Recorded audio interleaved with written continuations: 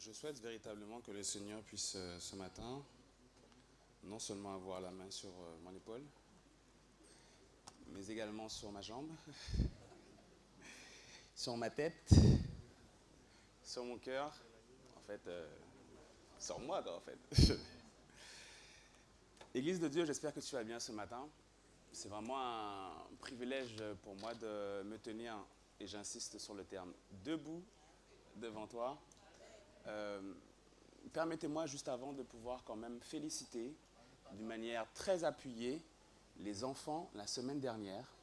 Il faut savoir que c'est un exercice extrêmement difficile de se tenir debout devant une assemblée, de pouvoir annoncer des choses, avoir une écoute, avoir un retour, et tout ça en restant stoïque. Et c'est des enfants. Et je vous assure qu'ils l'ont préparé en une semaine. Ça a demandé énormément de travail. Moins d'une semaine, moins d'une semaine. Ce sont des enfants notamment avec un profil atypique. Et je tiens véritablement à les remercier et les féliciter. Continuez à travailler pour l'œuvre de Dieu. Aujourd'hui, vous plantez des graines. Demain, vous récolterez des fruits. Donc n'hésitez pas, les parents, même ceux qui n'ont pas d'enfants, d'encourager la jeunesse.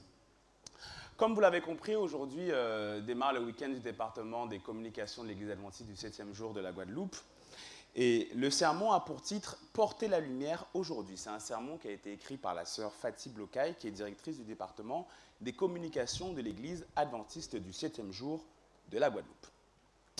Alors aujourd'hui, nous allons nous arrêter sur une réflexion que nous devons avoir d'abord et avant tout sur le message.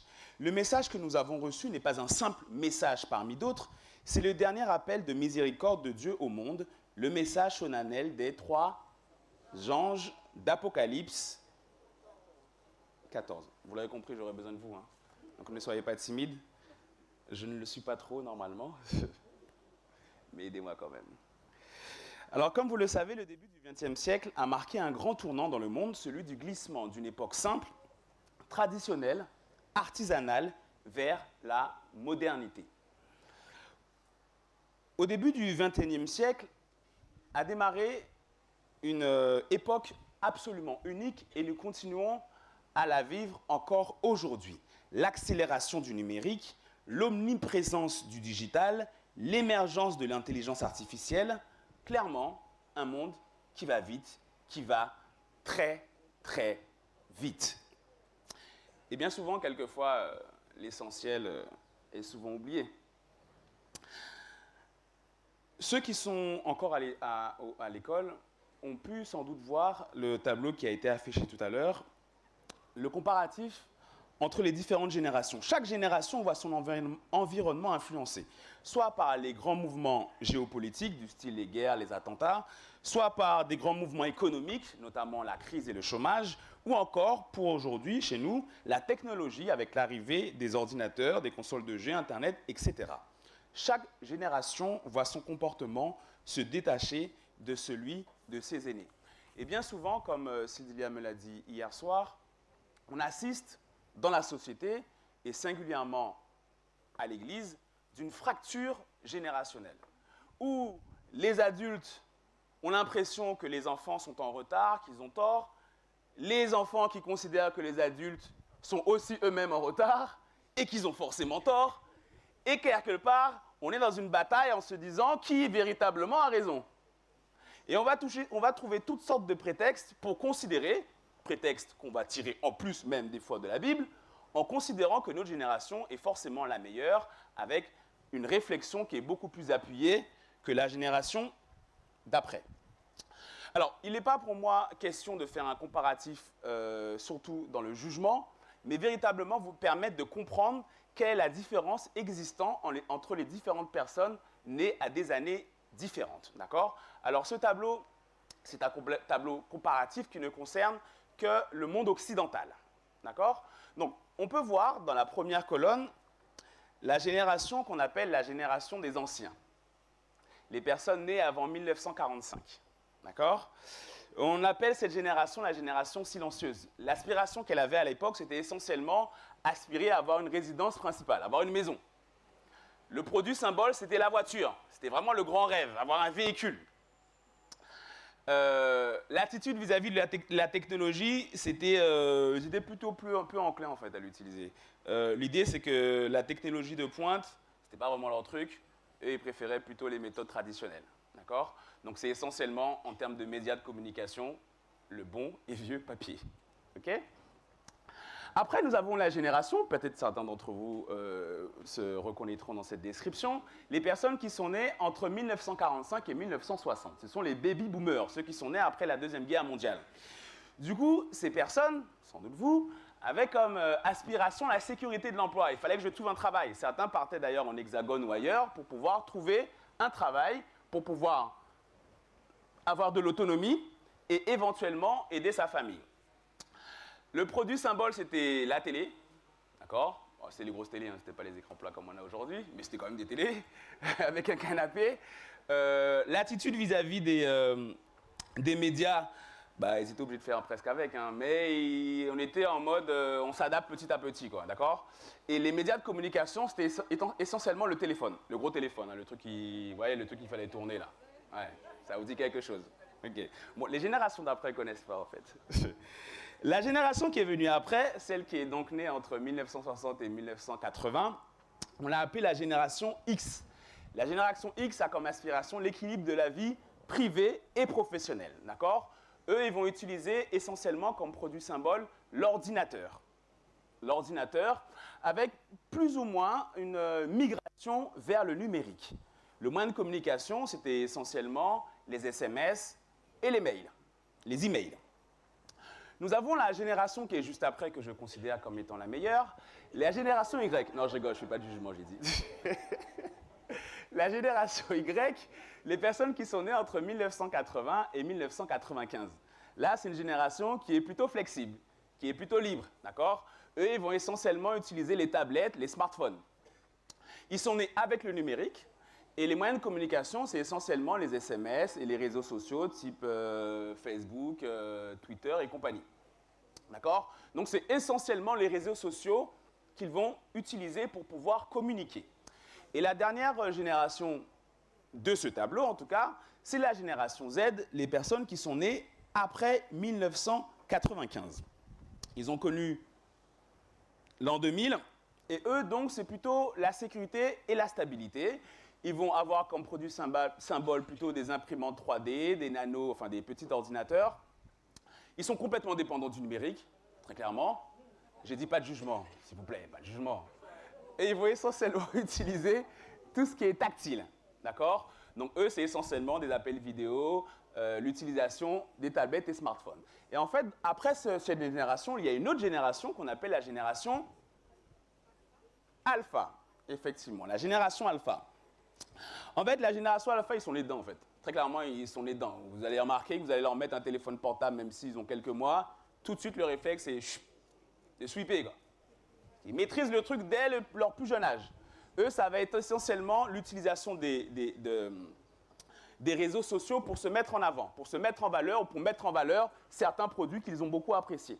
D'accord? Donc, ces générations, les médias préférés, ce sont essentiellement les publicités en ligne et l'expérience de marques immersives. D'accord? Les lunettes 3D, etc. Donc, chaque génération, en réalité, est impactée par l'évolution technologique. Et au milieu de tout ça, Jésus nous rappelle notre mission et la question qui a été posée dans Marc 4, verset 21, qui est celle-ci. Apporte-t-on la lampe pour la mettre sous le lit, n'est-ce pas pour la mettre sur le champ de lit? Alors la première question, est-ce que vous savez ce que c'est qu'un boisseau? Moi, c'est la question que je me suis posée, parce que bon, on lit le texte à plusieurs reprises, mais en vrai, est-ce qu'on sait ce que c'est, quoi? Alors le boisseau va apparaître à l'écran. En fait, c'est un récipient de forme cylindrique qui était destiné à mesurer les matières sèches du style le grain, la farine, à l'époque. D'accord? Donc en gros, est-ce que lorsqu'on a une lumière, on la met en dessous? Est-ce qu'on la met sous le lit? Ou est-ce qu'on ne mettrait peut-être pas cette lumière plutôt sur un chandelier? En fait, c'était une question, en fait. Hein. J'ai entendu la réponse à droite, ils sont avec moi, c'est vrai. Mais vous? Alors je rappelle qu'en fait, l'exercice le plus compliqué, ça reste quand même le mien. Hein. Je crois.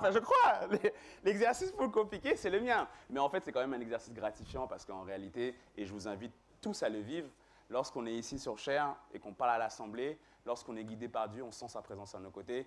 Et c'est pour ça qu'en fait, le chant de Jean-Roger est particulièrement touchant et vivant et réel. Revenons à notre réflexion.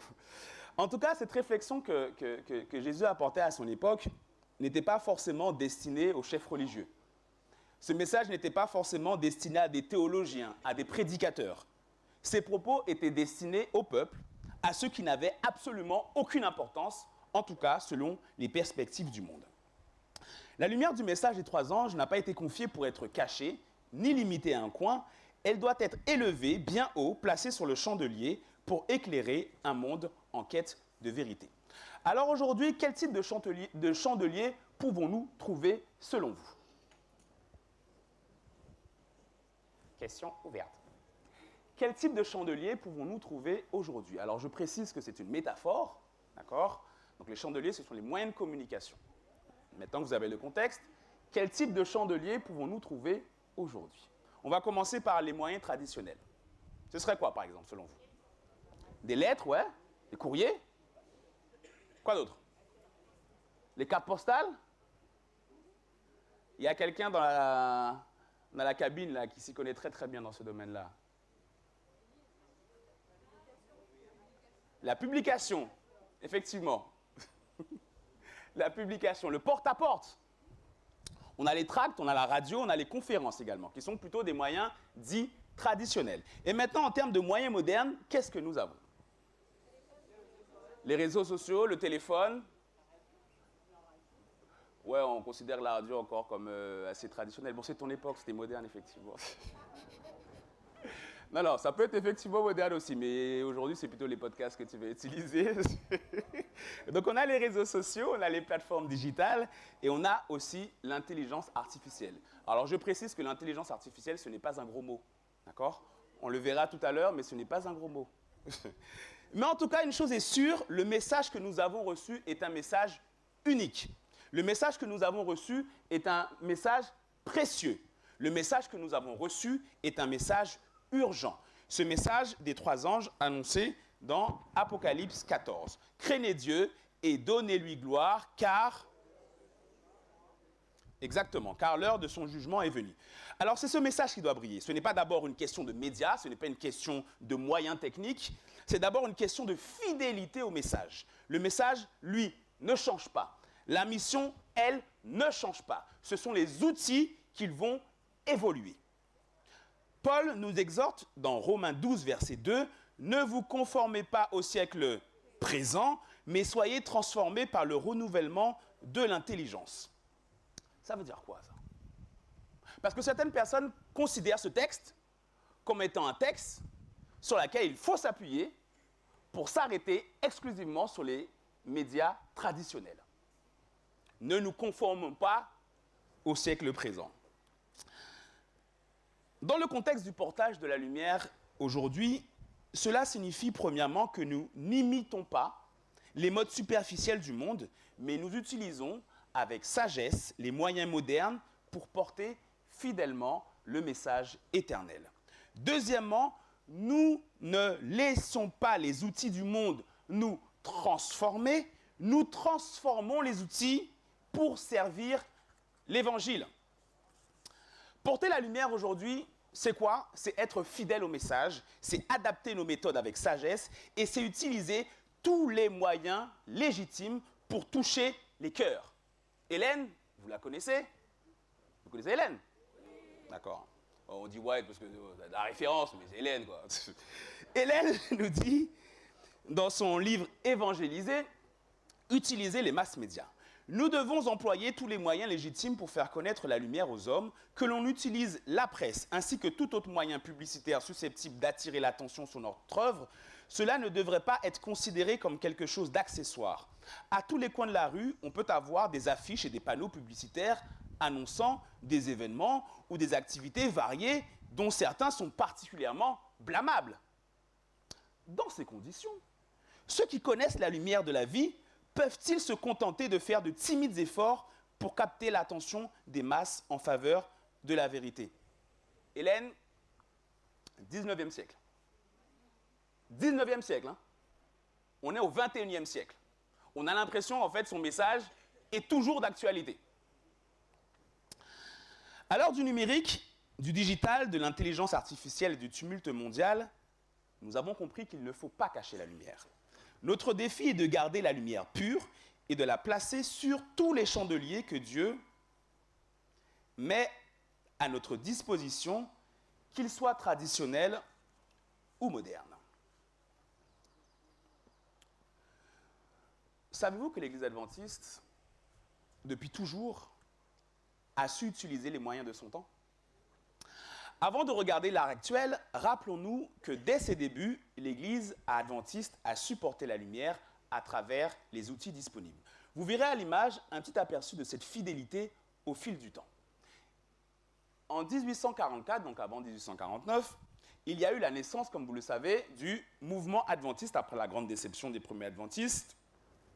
Les messages ont été partagés essentiellement oralement, par des visites de maison en maison et des réunions publiques. En 1849, comme il est porté à l'écran, il y a eu la première publication adventiste qui a été lancée par James White et qui avait pour titre « The Present Truth », la vérité présente, qui a été le premier journal adventiste pour enseigner et fortifier les croyants dans la foi biblique. En 1852, il y a eu l'apparition de The Advent Review and Sabbath Herald, aujourd'hui Adventist Review. C'est la presse qui devient un pilier de l'œuvre adventiste pour l'enseignement, la défense et la proclamation. 1880-1881, on a eu le début avec George King, qui initie le ministère du colportage, la diffusion des livres bibliques et prophétiques, qui devient une stratégie essentielle d'évangélisation. En 1937, le lancement de la radio adventiste, Voice of Prophecy, premier programme adventiste régulier à la radio atteignant un vaste public. Nous continuons à avancer dans le temps en 1956 avec la première émission télévisée, peut-être que vous l'avez déjà entendu, It is Written, il est écrit, le message adventiste entre dans les foyers via la télévision. Mark Finlay, en 1990, dirige les premières grandes campagnes satellitaires où des centaines de sites internet reçoivent en simultané ses prédications. En 2003, Hope Channel, c'est le lancement de la chaîne de télévision adventiste, qui, elle, diffuse 24 heures sur 24 des prêches de l'évangile dans de nombreuses langues. 2010-2020, explosion numérique et réseaux sociaux. Donc les adventistes investissent YouTube, ils investissent Facebook, ils investissent Instagram, Chauvel investit Zoom, site internet, YouTube aussi on a investi, hein. Et les applications mobiles. Et en 2020-2025, le déploiement dans l'ère de l'intelligence artificielle, il y a eu le lancement du projet des messages des trois anges dans l'ère numérique avec le développement de contenus traduits automatiquement, des vidéos courtes adaptées au réseau, et ça me fait faire un petit clin d'œil à notre cher ami, j'espère qu'il nous verra sur YouTube, notre ami qui est parti en études pastorales, qui faisait quelques petites vidéos à caractère évangélique, Théo pour ne pas le citer. On a eu des campagnes de communication digitale globale, nous avons des outils interactifs pour l'étude biblique en ligne, et dans mes recherches, il y a eu ce mois-ci, au mois de mai, le 1er mai, le lancement du premier chatbot adventiste qui s'appelle 7chat.ai, donc en fait c'est 7chat.ai, vous pouvez consulter, vous pouvez l'écrire, le noter, moi j'ai fait l'expérience, c'est vraiment top. Donc 7chat.ai. En fait c'est le premier chatbot, un peu comme ChatGPT en fait, hein, si vous n'avez pas compris ce que c'est qu'un chatbot, c'est un peu comme ChatGPT. Donc c'est un chatbot qui a été formé avec le contenu officiel de l'Église adventiste pour répondre aux questions sur la Bible, sur les doctrines de l'Église et faciliter la consultation des manuels de l'Église et offrir des références et suggestions pour des études, des sermons et des contenus missionnaires. 7chat, le chatbot. En tout cas, à chaque génération, Dieu a inspiré son Église à utiliser les moyens du moment pour porter la lumière au plus grand nombre. Le message est immuable, mais les moyens s'élargissent. Romains 12, verset 2 nous dit « Ne vous conformez pas au siècle présent, mais soyez transformés par le renouvellement de l'intelligence. » Donc vous l'avez compris, le message de Dieu que Dieu nous a confié ne change pas. Crainte de Dieu, lui donner, appeler à adorer le Créateur, proclamer l'heure du jugement, préparer les cœurs pour le retour imminent de Jésus. Et ce message, c'est ce qu'on appelle le message éternel. Cependant, vous l'avez compris, les moyens pour toucher les âmes évoluent au fil du temps. Hier, c'est le porte-à-porte qui fonctionnait. D'accord ? C'était d'ailleurs l'outil principal. Aujourd'hui, on a autre chose. Avant, c'était les prédications publiques en plein air qui rassemblaient des foules. Avant, c'était les tracts et les livres qui étaient distribués dans les villes et les campagnes. Aujourd'hui, et ce, sans abandonner les moyens traditionnels qui restent puissants, Dieu nous ouvre aussi d'autres portes. Internet, des sites bibliques, des cours en ligne, les réseaux sociaux, YouTube, Facebook, Instagram pour atteindre la jeunesse et les familles. Nous avons des podcasts pour enseigner et nourrir spirituellement partout et à toute heure. Nous avons les outils intelligence artificielle pour les traductions automatiques, les contenus interactifs pour toucher toutes les langues et tous les peuples. Et nous avons enfin des applications mobiles pour étudier la Bible, suivre des méditations, participer à des prières collectives en ligne. Le message est immuable, les chandeliers, eux, se multiplient. Notre mission, à chacun d'entre nous, est de faire briller la lumière sur tous les chandeliers que Dieu place devant nous. Je reprends. Notre mission est de faire briller la lumière sur tous les chandeliers que Dieu place devant nous. Tous les moyens légitimes au service de la lumière. Hélène, dans le livre évangélisé, nous dit avec force ceci. Nous devons employer tous les moyens légitimes pour faire connaître la lumière aux hommes. Ceux qui connaissent la lumière de la vie, peuvent-ils se contenter de faire de timides efforts pour capter l'attention des masses en faveur de la vérité? Et Paul, dans la parole de Dieu, donc, nous dit ceci, dans 2 Timothée 1er, verset 7, « Car ce n'est pas un esprit de timidité que Dieu nous a donné, mais un esprit de force, un esprit d'amour et un esprit de sagesse. » Porter la lumière, aujourd'hui, signifie qu'on refuse la timidité spirituelle. C'est embrasser pleinement la mission d'éclairer un monde en détresse par tous les moyens que Dieu nous rend accessibles. Concrètement, cela signifie qu'on va utiliser chaque média disponible, que ça soit imprimé, que ça soit audiovisuel, que ça soit numérique, que ça soit interactif. On va investir autant dans la rue que sur les écrans, dans les marchés, dans les écoles, pour les éclaireurs, les EHPAD, les aventuriers aussi, les écoles, sur les réseaux sociaux, sur les plateformes de diffusion. Il faut quand même rester aussi créatif dans les méthodes, sans jamais trahir, bien évidemment, le contenu, mais en innovant dans la manière de le rendre vivant, de le rendre audible, de le rendre visible et de le rendre accessible. Et évidemment, et je le dis et je le répète, restez fidèle au message, toujours centré sur les 4 piliers qui sont les suivants. La croix, la justification par la foi, le message des 3 anges et l'appel au retour au Créateur. Rester fidèle au message, c'est refuser de diluer ou de maquiller l'évangile pour qu'il soit plus populaire ou plus vendeur. Même si les outils de communication changent, le cœur du message biblique reste, lui, le même. Et ce cœur repose sur les 4 fondements essentiels que j'ai cités. Centrer le contenu sur la croix. Donc la croix, c'est le point principal de l'histoire du salut. Tout ce que nous communiquons, tout ce que nous diffusons, tout ce que nous enseignons doit ramener à Jésus qui a été pour nous crucifié, qui a été pour nous ressuscité et qui est aujourd'hui vivant. Et c'est par son sacrifice que nous avons l'espérance et c'est ce message-là qui transforme les vies. Mettre en avant la justification par la foi. On l'a compris, nous ne sommes pas sauvés par les œuvres, mais par la grâce, par la foi en Jésus-Christ. Et le salut vient par la foi en Jésus-Christ seul. Le salut vient par la foi en Jésus-Christ seul. Hélène nous dit dans son texte, la loi exige la justice et c'est ce que le pécheur doit à la loi. Mais il en est incapable. C'est par la foi seulement qu'il peut atteindre la justice. Par la foi, il peut apporter à Dieu les mérites de Christ et le Seigneur place l'obéissance de son Fils sur le compte du pécheur. La justice de Christ est acceptée à la place de la chute de l'homme et Dieu reçoit, pardonne, justifie l'homme repentant et croyant, le traite comme s'il était juste et l'aime comme il aime son propre Fils. Le troisième pilier, ne pas oublier le message des trois anges.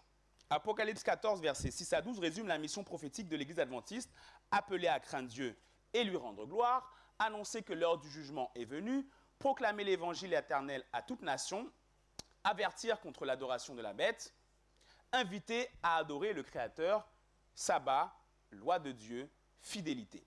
Et ce message n'est pas marginal. Ce message est central. Il ne doit pas être remplacé par un message flou, vague ou juste motivant. Et le dernier pilier, appeler au retour au Créateur.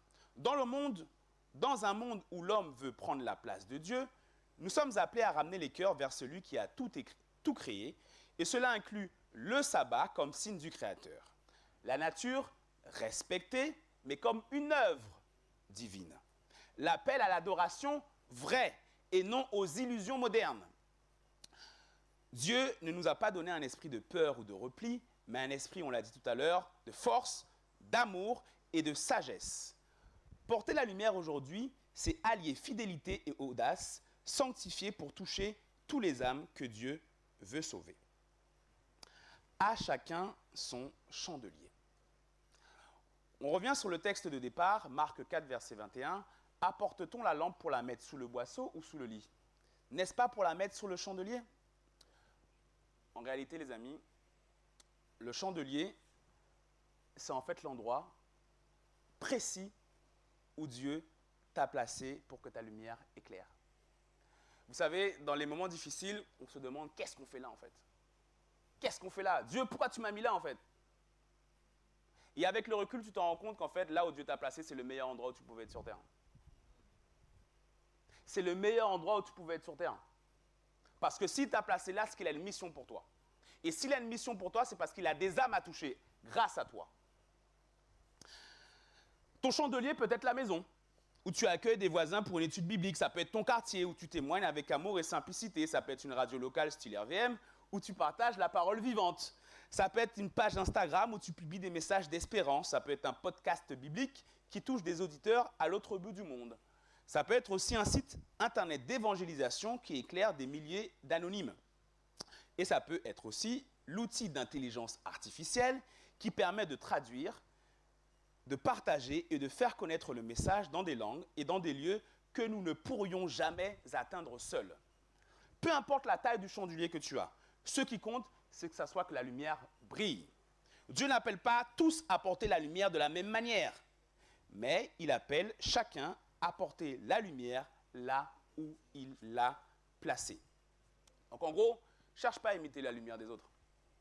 Tu préfères les médias traditionnels? Continue. Tu préfères les médias modernes? Continue. L'idée, c'est de ne pas du tout c'est de ne pas travestir le message éternel. Après, diffuse. Notre mission à nous, c'est de diffuser au plus grand nombre. Alors découvre ton chandelier et illumine-le pleinement pour la gloire de Dieu. Chaque chandelier est une opportunité divine. Chaque lumière est une mission confiée.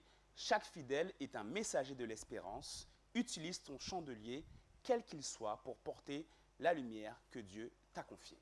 Je vous propose une petite expérience dite immersive. Pour ceux qui le souhaitent, vous pouvez fermer les yeux. Pour d'autres, vous pouvez les garder. Alors, ne vous en faites pas, ce n'est pas de l'hypnose. J'y connais strictement rien à l'hypnose. vous resterez conscient, d'accord? J'ai simplement vous demandé de partager cette expérience avec moi. Donc, vous pouvez fermer les yeux comme les garder. C'est votre choix. En tout cas, imaginez 2 pièces séparées d'un mur munies d'une porte fermée. La première pièce est glaciale, sans fenêtre.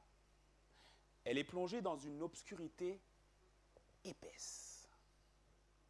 L'air y est humide et tu perçois des murmures indistincts qui semblent résonner dans les recoins. Et toi, tu t'y trouves planté au milieu, pieds nus. À ton avis, quel sentiment éprouverais-tu si je te demandais d'avancer d'un pas rapide dans n'importe quelle direction? La peur? J'attends des réponses. L'inconfort, ouais.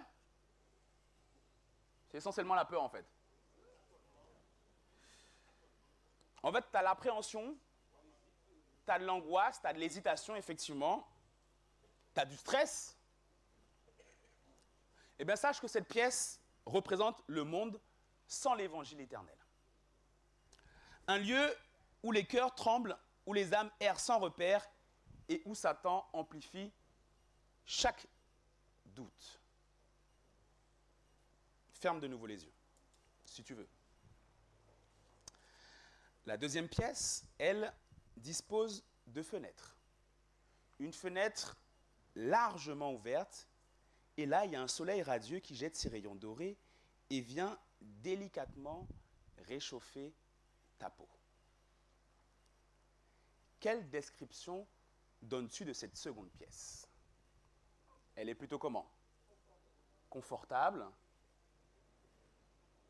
agréable, lumineuse, elle est claire. Et donc le type de sentiment que tu vas éprouver, c'est plutôt de la paix. C'est quoi encore? De la sérénité, du bien-être, peut-être même quelquefois de la joie. En tout cas, tu es confiant. D'accord? Et en fait, comme si ce n'était pas suffisant, des lampes de toutes sortes brillent autour de toi. Certaines de ces lampes sont des flammes traditionnelles, douces et constantes, comme la prédication en face à face. Tu vas trouver des projecteurs vifs, du style comme les réseaux sociaux. Tu pourras également trouver des LED économes, comme les podcasts, ou même des lasers extrêmement précis, comme des études bibliques en ligne. Et là, lentement, tu t'approches de la porte qui sépare la pièce obscure et la pièce dans laquelle tu te trouves actuellement, qui est la pièce illuminée. Et tu réalises quelque chose d'essentiel. Tu regardes autour de toi et tu vois que tu n'es pas seul. Et en plus, la lumière n'a pas une seule forme. Tu comprends du coup que derrière cette porte, il y avait sans doute aussi du monde. Et que certains, dans les ténèbres, auront besoin, tout comme toi, d'une lumière. Alors, ça peut être une lumière douce, comme une veilleuse, du style conversation personnelle. Ça peut être également un besoin d'un phare puissant, du style une vidéo virale d'une prêche revigorante. Et d'autres encore auront peut-être besoin d'une lampe de poche mobile, du style un message texte ou un verset partagé sur les réseaux sociaux. Tu l'auras compris, tu peux ouvrir les yeux si tu as encore les yeux fermés. Tous ces outils trouveront dans tous les cas une utilité assurée. Maintenant que tu as percuté sur l'importance de la lumière dont tu disposes librement, si tu ouvres la porte, à ton avis, qu'est-ce qui va se passer? Tu es dans une pièce illuminée et tu ouvres la porte dans une pièce obscure. À ton avis, qu'est-ce qui va se passer? Est-ce que l'obscurité va envahir la pièce illuminée ou c'est plutôt l'inverse qui va se passer? On est d'accord ou pas? La lumière sera toujours plus forte que l'obscurité. Mais regarde bien ceci. La lumière ne se diffuse pas de la même manière partout dans la pièce. Il y a un rayon de smartphone, un témoignage style Instagram, qui a atteint un jeune qui est assis dans un coin. Tu peux avoir une des personnes qui tient une bougie, une personne avec les mains ridées. Cette bougie peut représenter une lettre manuscrite qui va réchauffer un cœur âgé. Tu vas pouvoir trouver également un écran géant, qui va éclairer un groupe entier, du style un culte diffusé en direct. Ce qu'il faut que tu comprennes, c'est que chacun de nous possède un type de lumière. Un moyen de communication qui correspond à sa génération, qui correspond à ses talents et qui correspond à sa sphère d'influence. Plus que jamais, Dieu nous appelle à porter sa lumière avec fidélité, avec courage et intelligence dans ce monde plongé dans une nuit spirituelle profonde. Alors, chers amis, ne laissons pas la lumière être enfermée dans nos murs. Quand je parle de nos murs, c'est celle-ci là, les 4 murs de l'église. Ne laissons pas la peur des nouveaux outils nous paralyser. J'ai dit tout à l'heure, intelligence artificielle, ce n'est pas un gros mot. Dieu a mis entre nos mains des chandeliers puissants. Chaque chandelier est une opportunité pour briller. Le monde a désespérément besoin de vérité, de l'espérance du retour de Christ et de l'amour transformateur de Dieu. Laissons briller notre lumière partout, dès aujourd'hui et jusqu'à ce qu'il reprenne notre souffle de vie terrestre, sans crainte, sans relâche, jusqu'à ce que Jésus revienne. Amen.